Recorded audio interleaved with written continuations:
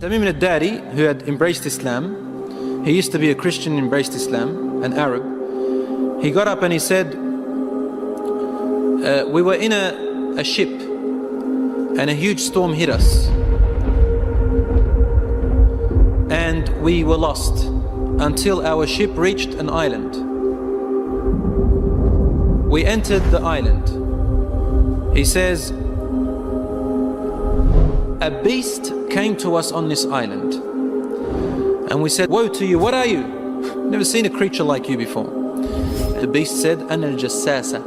They said, Wama al-Jassasa, what is this al-Jassasa? And then the beast said, Ayyuha al-Qawm, people, come to this man who is waiting for you in a dair. A dair was known in those days as being like a place where people used to worship.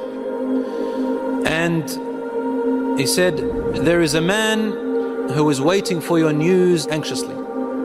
They said, we ran away from the beast immediately thinking it was a jinn. We entered this hut and suddenly we saw in front of us a person, a man who was the biggest in build that we have yet to have seen.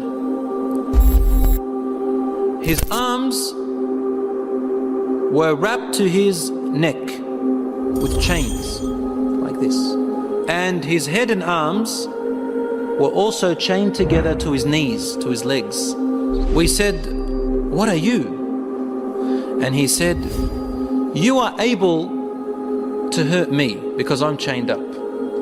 So it's my right to ask, who are you first? We are people from the Arabs. We came to this island and we found this beast that came to us and it led us to you. However, the man said to us, tell me about the palm trees of Baysan. We said, what do you exactly want to know about Baysan in Jordan? He said, I ask you, are there more palm trees and have they be filled with dates or not yet? They said yes. He said, soon its palm trees and dates will become scarce. Today, really, in Jordan, dates are scarce now. It used to be in history abundance. He said, now explain to me about Buhayra al-Tabariyya, which ocean, which sea that is. It's also close to Sham. They said, what do you want to know about it? He said, does it have water in it? They said, yes, there's lots of water. He said, soon its water is going to go away. It's not going to exist anymore. Then he asked them, he said, tell me about Zaghar fountain. Zaghar fountain, probably about 3 days journey if you wanted to walk away from Jerusalem, Bayt al-Maqdis, that's where that fountain is. They said, what do you want to know about this fountain? He said, well, is there a large fountain and do people plant a lot of vegetation around it and it gives a lot of water yet? They said, yes, it's got a lot of water and its people plant a lot. Tell me about a prophet who is ummi, who is illiterate, cannot read or write. What has he done? They said he has come out in Mecca and now he lives in Yathrib, in Medina. He asked them, have his people fought him? They said yes. He said, what did he do? They said he was driven out by his own people. But he went to another Arab, the Yathrib people and those who embraced Islam with him, and they obeyed him. This man said to them, really, has that really happened? They said yes. He said, behold, it is better for those people who obey him to keep on obeying him. He's actually supporting the Prophet ﷺ. Now I'm going to tell you about myself. Inni ana al-Masih. I am Christ. Isa alayhi salam. He said, now very soon, based on the signs you've showed me, I'm going to be given permission to leave and I'm going to come out. I will walk throughout the land. He said, there wouldn't be a village or a city or a place on earth except that I would have reached it. All in 40 days. All except 2 places, Mecca and Tiba, Medina.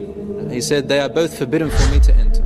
Every time I wanted to come into one of them, an angel will stand guard holding a sword and he will prevent me from entering Mecca and Medina. Rasul sallallahu alayhi wa sallam